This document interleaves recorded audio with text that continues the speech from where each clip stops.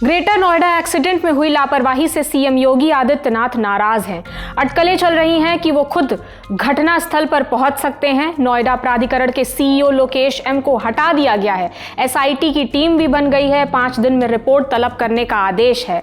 इस घटना को लेकर सिस्टम पर कई सवाल उठाए गए। स्थानीय मीडिया रिपोर्ट के मुताबिक एक सीनियर पुलिस अधिकारी ने बताया कि मौके पर मौजूद पुलिस वालों से सवाल किया जाएगा कि क्या तैरना आता है तो उतरे क्यों नहीं पानी में। एक तरफ नोएडा के एसीपी राजीव नारायण मिश्र कह रहे हैं कि पुलिस और फायर डिपार्टमेंट ने साथ मिलकर पूरी कोशिश की थी। क्रेन, सीढ़ी, बोट, सर्चलाइट सब कुछ था, लेकिन विजिबिलिटी बहुत लो थी। वहीं एनडीआरएफ का कहना है कि हमें देर से जानकारी दी गई, थोड़ी देर पहले बुला लेते तो युवराज को हम आसानी से बचा लेते। हर कोई पल्ला झाड़ रहा है, तो गलती किसकी है, कैसे हुई गलती? ये पूरा rescue operation local police, fire department, SDRF, NDRF, स्थानीय लोग और एक चश्मदीद मुनिंदर के इर्द गिर्द घूम रहा था। वो चश्मदीद जिसने पानी में उतरकर युवराज को बचाने की कोशिश की थी। पूरे 30 मिनट वो पानी में था, तो चूक कहाँ हुई? चलिए शुरुआत से बात करते हैं। एक मिनट की कहानी बताते हैं। कौन कब आया, किसने क्या किया और देरी किस पॉइंट पर हुई, सब कुछ जानते हैं। टाइमलाइन समझते हैं। 16 जनवरी शुक्रवार युवराज कार से 70 किलोमीटर ड्राइव करके गुरुग्राम से नोएडा लौट रहे थे। सेक्टर 150 में उनका घर है। ये ऐसा इलाका है जहां पब्लिक ट्रांसपोर्ट और मोबाइल नेटवर्क दोनों का हाल लचर है। आधी रात युवराज की कार सड़क से नीचे उतरकर एक गहरे पानी वाले गड्ढे में जा गिरी। फिर 17 जनवरी शनिवार रात 12:06 पर युवराज के पिता राज मेहता ने पुलिस रिस्पॉन्सिबल व्हीकल को पहली कॉल की। वो तुरंत अपने घर टाटा यूरेका पार्क से पैदल घटनास्थल की ओर निकल पड़े। 900 मीटर का फासला था। शुरुआत में गलत लोकेशन पर पहुंच गए थे, फिर ढूंढते ढूंढते सही जगह पर पहुंचे। 17 जनवरी शनिवार रात 12:10 से 12:15 के बीच पुलिस की पहली टीम मौके पर पहुंचती है, लेकिन उन्हें अंधेरे में युवराज की कार दिखाई नहीं देती। वापस लौट गई टीम। फिर 17 जनवरी शनिवार रात 12:20 पर राज मेहता ने दोबारा फोन किया, जिसके बाद पुलिस की टीम वापस मौके पर आई। रात में 12:30 पर स्थानीय चौकी के पुलिसकर्मियों सहित 9 अधिकारियों की टीम वहां पहुंचती है। फायर स्टेशन को घटना की जानकारी दी जाती है। 12:40 पर नॉलेज पार्क थाना के एसएचओ को जानकारी दी जाती है। फिर 1 बजे एसएचओ और 4 पुलिसकर्मी मौके पर पहुंचे, साथ ही फायर ब्रिगेड की टीम भी पहुंचती है। सबसे पहले उन्होंने रस्सी फेंकी, लेकिन वो युवराज तक नहीं पहुंच रही थी। इसके बाद क्रेन मंगवाई गई, वो भी युवराज तक नहीं पहुंच पाई। 1:02 से 1:10 के बीच एसडीआरएफ और एनडीआरएफ को फोन किया गया। SDRF state disaster response force है, ये राज्य के अंतर्गत आती है। NDRF national disaster response force, ये नेशनल लेवल पर केंद्र के अंडर आती है। दोनों का काम यही है कि आपदा में सबसे पहले पहुंचकर रेस्क्यू ऑपरेशन करना। फिर 2:30 बजे आधिकारिक अनुमान के मुताबिक इसी समय के आसपास युवराज की डूबने से मौत हो गई। वो कार के ऊपर लेटा था। कार सहित युवराज पानी में डूब गए।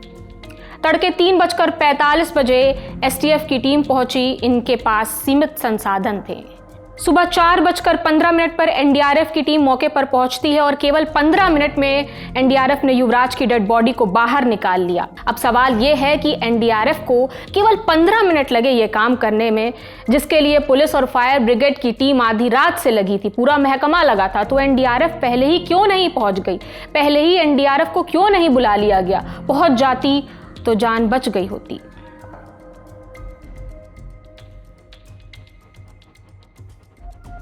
एनडीआरएफ का इस पर जवाब आया है। मीडिया रिपोर्ट के मुताबिक 16 जनवरी 2:45 पर नोएडा कंट्रोल रूम से एनडीआरएफ को कॉल आई। एनडीआरएफ के अधिकारी ने बताया कि पुलिस ने आधी अधूरी जानकारी दी थी, हमें स्थिति साफ ही नहीं की गई थी। पुलिस ने कहा अधिक जानकारी के लिए नॉलेज पार्क थाने के एसएचओ से बात कर लीजिए। एसएचओ साहब को कई बार फोन मिलाया, लेकिन उनका फोन बिजी आ रहा था। 3 बजे उनसे बात हुई तो मालूम चला कि सेक्टर 150 में गड्ढे में डूब गया है वो शख्स, यानी उस वक्त युवक की मौत हो चुकी थी। फिर 3:55 पर एनडीआरएफ की team Noida special economy zone से अपनी यूनिट लेकर निकली। कुल 18 जवान टीम में थे। टीम को घटनास्थल पर पहुंचने में 1 घंटे 55 मिनट लगा। नोएडा स्पेशल इकोनॉमी जोन से घटनास्थल का रास्ता 20 किलोमीटर है। गूगल से हमने रास्ता चेक करने पर देखा कि 28 मिनट लगते हैं इसे कवर करने में। ट्रैफिक ना हो तो टीम जब पहुंची तो सुबह के 5:45 हो रहे थे। टीम के निकलने से लेकर पहुंचने तक में 1 घंटा 55 मिनट का वक्त लगा। टीम के पहुंचते युवराज के शव को 15 मिनट में निकाल लिया गया। हालांकि इंडियन एक्सप्रेस का दावा है कि एनडीआरएफ की टीम 4:15 पर पहुंची थी। खैर, इस मामले में एनडीआरएफ का भी पक्ष जानिए। एनडीआरएफ के एक अधिकारी ने बताया, हम अपने स्तर पर रिव्यू कर रहे हैं, पता लगा रहे हैं कि स्टेट पुलिस और फायर विभाग के बीच कोऑर्डिनेशन में कहां कमी रह गई है। एनडीआरएफ का कहना है कि उन्हें इस बारे में तब जानकारी मिली जब युवराज पूरी तरह पानी में डूब गए थे। हालांकि ये जानकारी मिलने के बाद भी एनडीआरएफ को अपनी पूरी यूनिट तैयार करके घटनास्थल पर पहुंचने में 2 घंटे 45 मिनट का समय लगा। ये जो 2 घंटे 45 मिनट का समय हम बता रहे हैं, ये पहली कॉल जब एनडीआरएफ को की गई थी, पहली कॉल से घटनास्थल तक पहुंचने तक का समय हम आपको बता रहे हैं। युवराज अब इस दुनिया में नहीं है। जिस जगह ये हादसा हुआ वहां फिलहाल बैरिकेडिंग कर दी गई है। युवराज की कार अभी भी बाहर नहीं निकली है। जब तक हम आपको ये खबर बता रहे हैं तब तक तो नहीं निकली है। बताया जा रहा है कि पहले पंप लगाकर गड्ढे से पानी बाहर निकाला जाएगा, फिर कार और युवराज के दूसरे सामान बाहर निकाले जाएंगे।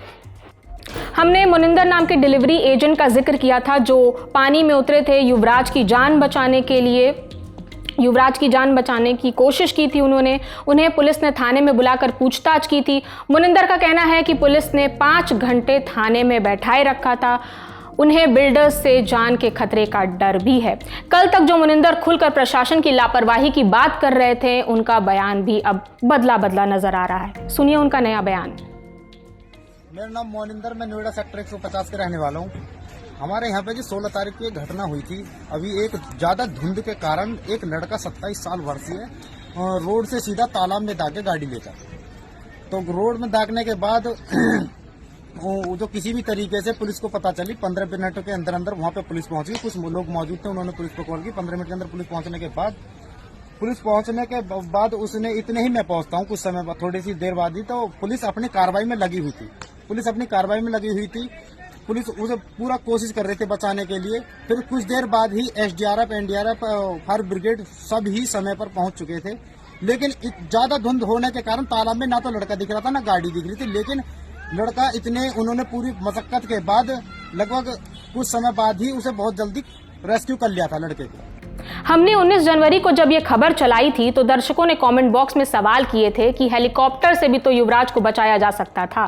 नोएडा के आसपास गाजियाबाद और हिंडन एयरबेस है, यहाँ तमाम हेलीकॉप्टर्स है। आखिर 24 लाख से ज्यादा आबादी वाला शहर जो है, यहाँ से सबसे ज्यादा रेवेन्यू भी आता है। बिल्कुल इसका इस्तेमाल किया जा सकता था, लेकिन हेलीकॉप्टर तो दूर की कौड़ी है। पहले मानवीय समस्याओं को तो सुधार लीजिए। 4.5 महीने पहले 27 अगस्त 2025 में सेक्टर 150 के स्थानीय लोगों ने सड़कों पर जमा पानी, टूटी सड़कें, स्ट्रीट लाइट की कमी होने से सड़कों पर जो अंधेरा हो जाता है, ऐसी तमाम समस्याओं को लेकर सांसद जी को शिकायत की थी। नोएडा से सांसद हैं डॉक्टर महेश शर्मा, भारतीय जनता पार्टी से आते हैं। 2 सितंबर को उन्होंने नोएडा अथॉरिटी के सीईओ को लेटर भेजकर इस मामले में उचित कार्रवाई करने की मांग की थी, कहा था, आदेश दिया था। सांसद जी इंडियन एक्सप्रेस से बताते हैं कि जब लोग हमारे पास अपनी शिकायतें लेकर आते हैं तो हम उन्हें संबंधित अधिकारियों के पास भेज देते हैं। इलाके के लोगों ने मुझे लेटर लिखा था। मैंने नोएडा अथॉरिटी के सीईओ को एक कवरिंग लेटर के साथ भेज दिया था। मैंने उनसे कहा था कि वे इस मामले में जो भी उचित कार्रवाई करें, मुझे इसकी जानकारी दें। पता नहीं सांसद जी खुद इस बात की सुध क्यों नहीं लेते कि अधिकारियों से पूछने का काम तो कर लेते, काम हुआ है या नहीं ये तो जान लेते। केवल चिट्ठी फॉरवर्ड कर देने से जिम्मेदारी खत्म तो नहीं हो जाती। युवराज के साथ हुई इस घटना से कुछ दिन पहले ही टाटा यूरेका पार्क के ही एक रेजिडेंट कुणाल भाटिया ने खुले सीवर और खराब बुनियादी ढांचे की ऑनलाइन शिकायत की थी। ये वही सोसाइटी है जहां युवराज भी रहा करते थे।